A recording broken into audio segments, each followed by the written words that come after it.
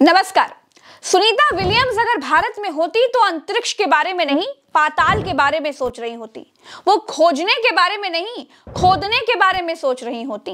Sunita Williams अगर भारत में होती तो अंतरिक्ष की नहीं, औरंगजेब की कब्र पर शोध कर रही होती। दुनिया आसमान की तरफ देख रही है और हम पाताल की तरफ।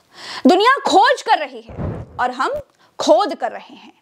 कोरोना की वैक्सीन वगैरह की जो एक आध खोज हमने अमृतकाल में की है, उसके वैज्ञानिक का नाम कोई बिना गूगल देखे बता नहीं पाएगा। गांव खेड़ा देहात के लोग कोरोना वैक्सीन का जनक तो मोदी जी को मानते हैं, क्योंकि वैक्सीन के लिए इन्होंने सरकारी खर्चे पर अपना ही धन्यवाद करवाया था। दुनिया धरती से ऊपर जाने की सोच रही है और हम धरती के भीतर। सुनीता विलियम्स के गांव गुजरात के झुलासन में आज जश्न इसलिए है क्योंकि सुनीता विलियम नासा के लिए काम कर रही हैं। अब इसे थोड़ा उल्टा करके देख लेते हैं। सुनीता विलियम का ड्रैगन स्पेस क्राफ्ट अगर भारत में गिरा होता तो क्या होता? उस पर भाजपा का ठप्पा लगा दिया गया होता और मोदी समंदर में खड़े होते। सुनीता से ज्यादा टीवी पर हमारे साहब जी को दिखाया जा रहा होता। वैज्ञानिकों का सारा श्रेय साहब खा जाते। फिलहाल हम विश्वगुरु की अगुवाई में औरंगजेब की कब्र खोदने के लिए दंगा कर रहे हैं, मस्जिदों के नीचे मंदिर खोजने के लिए लड़ रहे हैं, हम कब्र खोद रहे हैं और विश्व अंतरिक्ष में नई दुनिया खोज रहा है। कुछ तो है बात दोस्तों कि भारत का टैलेंट विदेश जाता है तो झंडे गाड़ देता है और भारत में रहता है तो झंडे उठाता है। भारत का टैलेंट विदेश जाता है तो अंतरिक्ष में छा जाता है, भारत में रहता है तो मस्जिद पर चढ़ जाता है। सुनीता विलियम्स को जिंदा वापस कैसे लाया गया? दोस्तों, अमेरिकी एजेंसी नासा ने हाथ खड़े कर दिए थे। बोइंग का स्टार लाइनर स्पेसशिप हाँफ चुका था। 6 महीने की यात्रा 9 महीने में बदल रही थी। खाने पीने का सामान भी खत्म हो रहा था। फिर सामने आए एलन मस्क। एलन मस्क ने एक स्पेसशिप बनाया जिसका नाम रखा स्पेस एक्स, और ये स्पेस एक्स सुनीता विलियम्स को 9 महीने बाद सुरक्षित धरती पर लेकर आया है।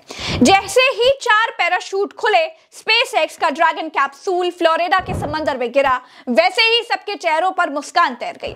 सुनीता विलियम्स अंतरराष्ट्रीय स्पेस स्टेशन से 17 घंटे की यात्रा करके 9 महीनों बाद धरती पर वापस लौट आई। ये देखिए, ड्रैगन कैप्सूल तेजी से धरती की तरफ गिर रहा है। स्पीड करीब 17,000 मील प्रति घंटा की थी। इस स्पीड के साथ कैप्सूल समंदर में गिरता तो कैप्सूल में मौजूद सुनीता विलियम का बचना मुश्किल था। स्पीड को कम करने के लिए 2 पैराशूट खोले गए। 2 पैराशूट खोलकर स्पीड को कम किया गया। उसके बाद जब कैप्सूल समंदर से केवल 800 मीटर ऊपर रह गया तो 2 पैराशूट और खोले गए, जिससे कैप्सूल के गिरने की स्पीड और धीमी हो गई। जैसे ही कैप्सूल समंदर में गिरा, डॉल्फिन मछलियां कैप्सूल का चक्कर लगाने लगी, जैसे कि वो सुनीता विलियम्स का स्वागत करने के लिए आई हो। कैप्सूल को आप देखेंगे तो ऐसा दिखाई देगा जैसे किसी ने इसे आग में भूना हो। दोस्तों, अंतरराष्ट्रीय स्पेस सेंटर जहां पर है वहां निर्वात है, यानी वहां गुरुत्वाकर्षण नहीं है।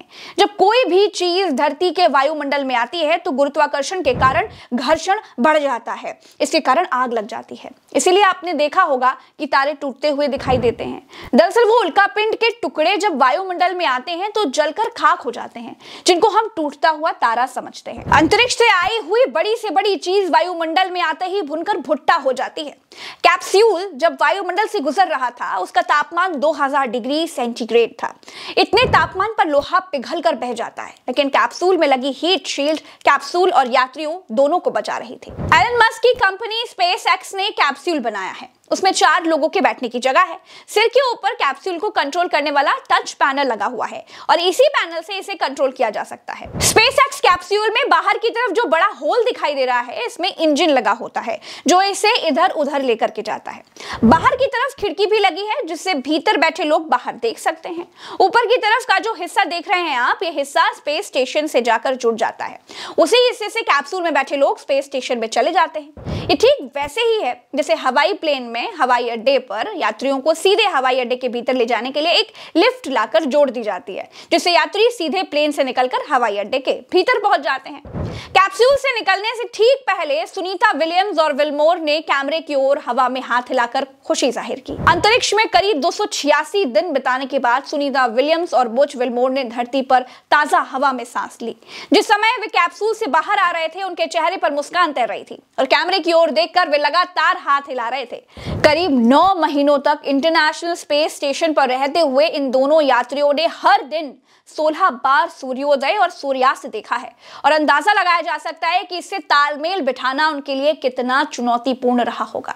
दोस्तों, भारतीय मूल की अमेरिकी एस्ट्रोनॉट सुनीता विलियम्स और बुच विल्मोर, इनके साथ क्रू 9 के 2 और एस्ट्रोनॉट अमेरिका के निक हेग और रूस के अलेक्जेंडर गुरबुन को अभी कुछ दिन स्पेस जैसे माहौल में ही रखा जाएगा।